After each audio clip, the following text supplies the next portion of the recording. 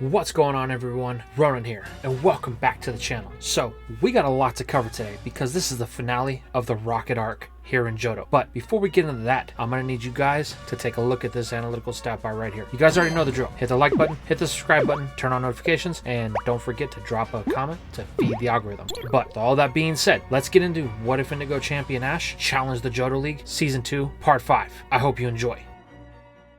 We begin today's part in the exact spot where we left off in Part 4. Ash is out of options. Meganium and Pikachu have both fallen, while Vincent and his Magneton are struggling just to barely keep up with the overwhelming power that is of the developed Pokemon of Giovanni. Feeling an overwhelming urge to want to end this nuisance, Giovanni orders his Pokemon to all converge on Ash, Magneton, and Vincent. The three aces of the former Viridian City gym leader launch attacks that include Flamethrower, Rollout, and Slash. While Slash is aimed at Magneton, Flamethrower is aimed at Ash. Vincent is able to gain cover behind Magneton using its steel typing to his advantage to nullify the effects of the normal type attack. However, the Flamethrower is set on course directly for Ash, and our young champion can't evade the attack. Gligar watches as the flames begin to consume its trainer. Then, a pulsating can be felt inside of its being. That item on the floor, it's calling to the Scorpion. It's resonating with it. Something primal, something Gligar has never felt before. Realizing this is its only option, Gligar grabs at this fang-like thing that's on the ground, and the moment it does so, it begins to feel a swelling of energy inside of it as it begins to glow in an evolutionary light. This motion temporarily distracts everyone around as Gligar begins to change shape, contorting into its more powerful final stage evolution, Gliscor. The Scorpion Bat emerges from the light just as it realizes it has a chance to stop the Flamethrower from hitting Ash. So, it charges its most powerful Steel Wing, using its newly developed tail to spring into action as it collides with Nidoking, causing its aim to falter and saving Ash from being a Charbroiled champion. Gliscor begins to pelt the ground type with whatever attacks it can, even using a new attack that it gained upon evolution, as its Fury Cutter has been transformed into the more powerful X-Scissor. While this is enough to draw the attention of Nidoking, despite its best efforts, it can't prepare itself for what happens next, as Golem and its Rollout connects with Ash, knocking him with enough force to send him careening out the window where Gligar came through. Realizing that it has to save its trainer, Gliscor breaks its contact with the Nidoking in an attempt to save Ash. However, the Nido is not done with the Scorpion, as the King chomps down on Gliscor's tail, preventing it from leaving its grasp.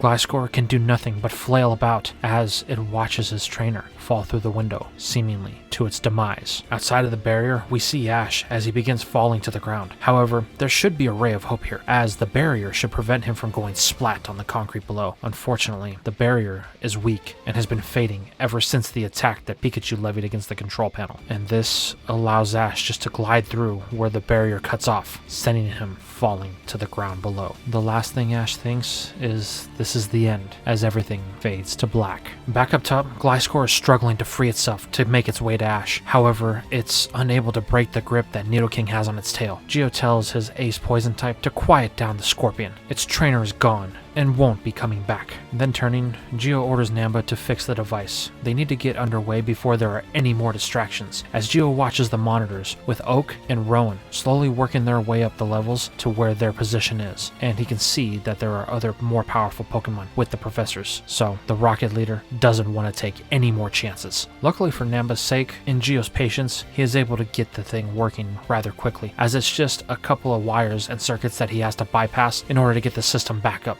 It's here that we begin to see the true power of this device that Namba has developed over the time that he's been with Team Rocket. The Soldew begins to react, summoning out the unknown from the tablets, and they begin to circulate around Giovanni and Namba as reality slowly begins to warp. The unknown begin chanting their names in unison as the power and energy begins to surge through them. It is here that Giovanni is presented with a device from Namba. The doctor tells him that just putting this on his head will allow him to transmit his thoughts directly into the Soldew, and by result will feed it into the unknown, allowing them to amplify their power and create whatever Giovanni wants. Mounting this device atop his head like the crown of a king, Giovanni decides to take it for a little test run. It is here that he has one thought. There's one person that he would like to see at this current moment. The original cutthroat and ruthless leader of Team Rocket, the one that taught Giovanni everything he knew before she mysteriously disappeared. His mother, Madame Boss. The woman appears right before her son, surprised at what she sees. A fully grown Giovanni, as this person was built from his memories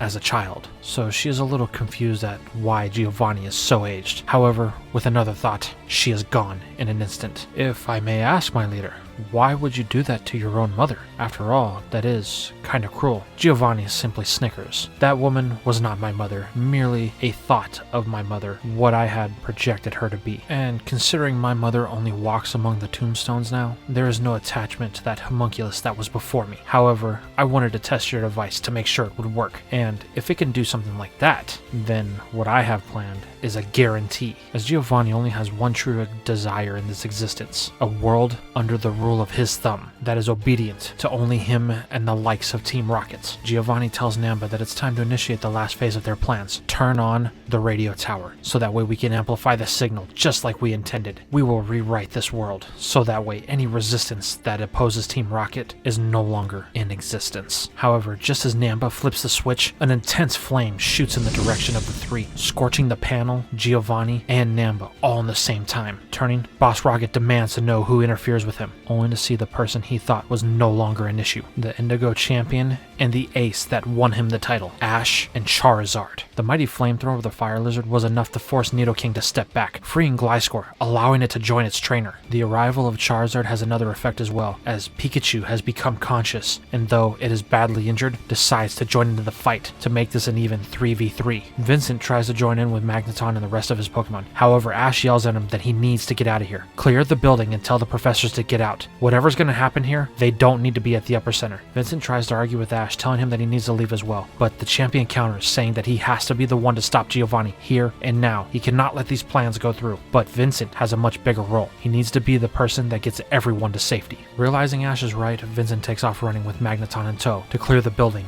and get any less stragglers out. So then, is this your last stand there, champion? Giovanni says in a teasing manner. However, this is no joking matter for Ash. Although Giovanni has had his memories wiped, in the mind of our champion, Charizard and Pikachu, they fully remember what happened at Mount Cana, and they intend to end this once and for all, so Giovanni will no longer be a threat to anyone or anything. Giovanni merely cackles at Ash's remarks, saying, "Alright, he'll humor this. He will give the champion one final battle before he sends him into oblivion." It is here we see an all-out clash between Ash's last three Pokemon and Giovanni's three. Gligar immediately goes after Nidoking, having a bit of a score to settle with it, while Pikachu decides to take on the feline Persian, using its Thunder Attack and Iron Tail to cause as much damage. However, there is one here that is a really personal battle, that of Charizard versus Golem. The last time these two met, the result was not in the lizard's favor. However, it has been training hard exactly for this moment, the rematch to topple its greatest foe that it has ever faced. An all-out battle ensues between the Fire Lizard and the Rock type. While the two trade blows, it's clear that Charizard has the advantage. All of the months of training that it's been putting itself through is paying off in this exact moment. As Golem goes for its most devastating move, Explosion, Charizard wastes no time, using its newfound strength to lift the boulder up into the air and fly it towards the window. With one final toss, the lizard sends it careening out of the skyscraper down to the ground below. The last thing they hear is a brief boom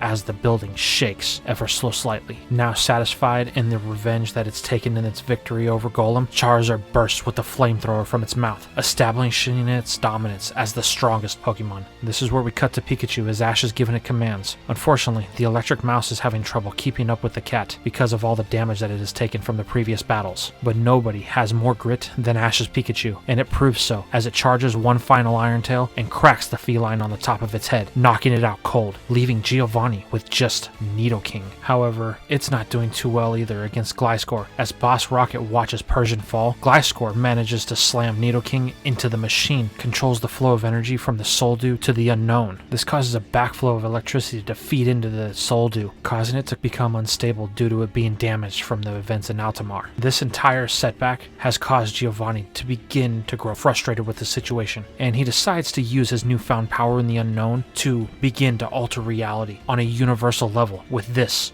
being point zero. Slowly, they begin to see the fabrics of time and space distort around Giovanni and the unknown, as his grand vision is only moments from taking shape. He is tired of this brat and all of the resistance that plagues him in this life, so he will make it so they never existed. It's here that Ash can feel something, a brief but noticeable cry from something, but he is unsure of what it is. However, the cry is slowly getting louder, and then he feels like it's one he's heard before.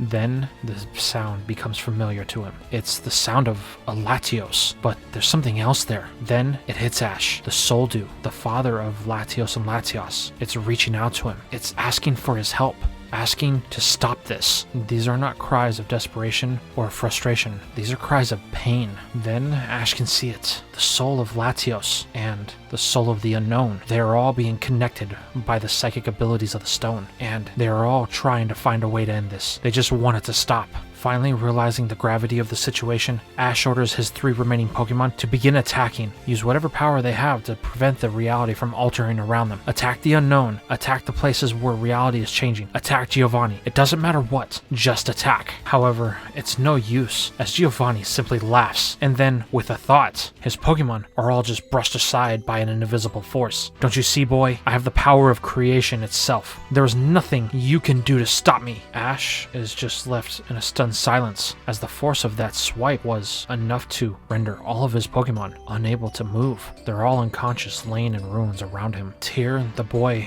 drops to his knees, unsure of what else he can do. This is the defeat that Giovanni was looking for. The last bastion of resistance before he wipes the slate clean. That's it, boy. There is nothing you can do, and I'm glad that you finally realize it, Giovanni says. However, Ash isn't paying any mind to the rocket leader, as he can hear a voice in his head. It's telling him everything will be okay. He just has to wish for it. Not really understanding what they mean by wish, Ash just follows the basic request. He makes a wish. He wishes there was someone who could actually help.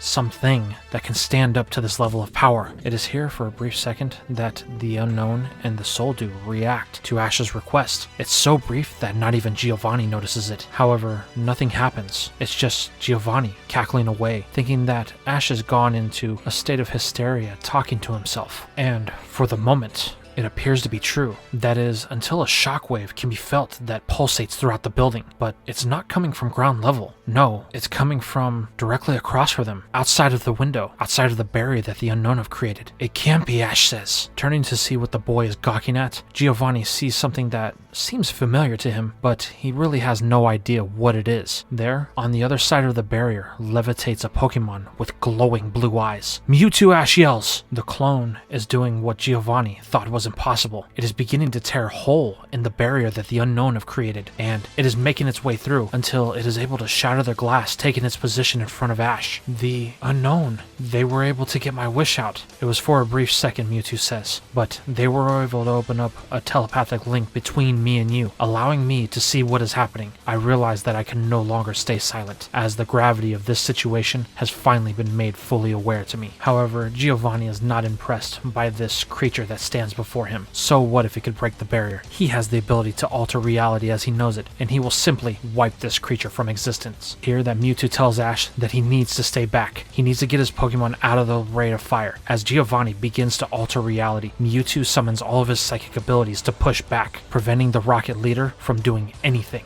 This surprises Giovanni. How could this creature have the power to rival his own, especially when it's being fueled by the power of creation? And so, a mental tug of war ensues between Giovanni and Mewtwo, as Mewtwo summons all of the strength that it has ever had to save the world that it once sought the destruction of, while Giovanni, now enraged at the situation, does whatever he can, pushing the Soldu and the unknown to their max. However, this comes at a great cause, as the Soldu has reached critical mass, and it's beginning to implode on itself.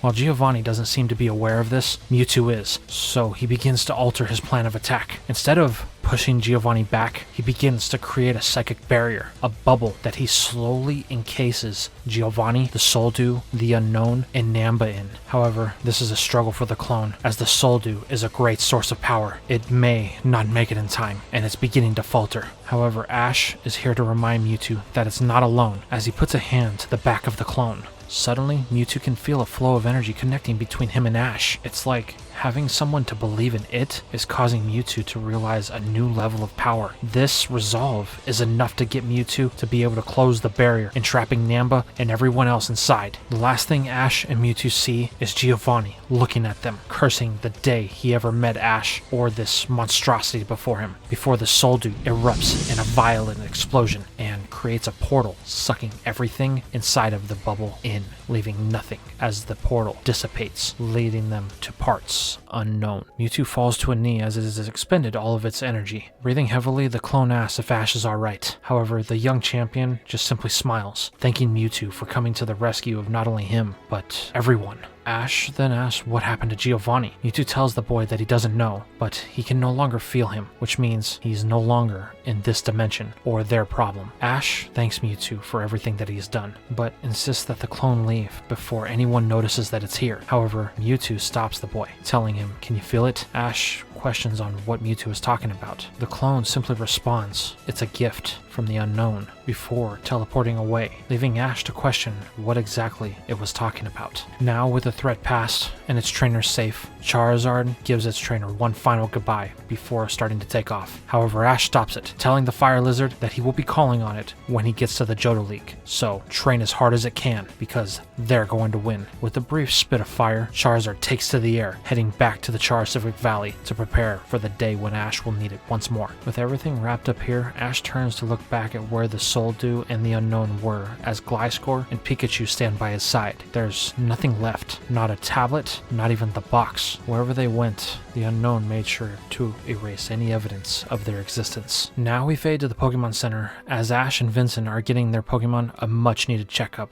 The two are talking about the events of the day, while the professors ramble on about their very exciting topic that they're going to be recording in the morning. It's here that Vincent turns to Ash, apologizing for the fight that they had. But Ash stops him right there, telling them that's what friends do. Sometimes they don't always agree on things, but they're still friends, no matter what happened. The two simply laugh, finally accepting each other as the friends that they have become over the last few weeks. A few days later, Ash and Vincent find themselves outside of the Goldenrod Pokemon Center, saying goodbye to Professor Rowan and Professor Oak. The two professors tell both the boys that they are proud for all of the work that they did, and they look forward to seeing the achievements that they have in the future. However, that is far closer than the two professors think, as Ash's next sight is set on the Aquatique Gym, and his 6th badge of the Johto region. Now we follow up with Jesse and Meowth, as they have been looking for James. Most of the grunts that were all around the city have been captured by Officer Jenny and all the other police that have been about. The two are out of options, time, and money, and soon will run the risk of being captured themselves. However, on the radios that they had that were issued at the radio tower for the mission, a mysterious voice comes through that neither of them know, calling for any and all rocket operatives that are left inside of Goldenrod City to head north to Aquatique. And this is where we are going to leave our story for now. So tell me, how did you guys feel about the finale of the Rocket Arc for the Johto region? Did you enjoy the evolution of Gliscor and Charizard showing up to help Ash? How did you feel about my twist and having Mewtwo be the one to finally put an end to Giovanni? And of course, who was that person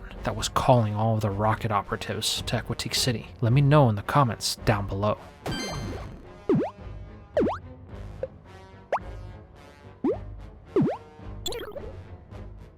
And that's all we had for today's video. I really appreciate you guys stopping by to watch all the way to the end, and I just wanted to say thank you for that. If you guys really enjoy my content, consider following me on some of my other platforms like Discord, where you can get to know other people who are interested in what ifs, or on Twitter, where I post sometimes behind the scenes updates. Or if you want to help the channel grow a little bit extra, why don't you consider donating like the people right here have, as whatever you could offer could help us get to a larger audience by helping us get new videos done, or some of the projects that we've been working. Custom art is getting kind of expensive, so we want to make sure that we have the funds to do that. But with all that being said, I really hope you guys enjoyed everything, and I will see you in the next video.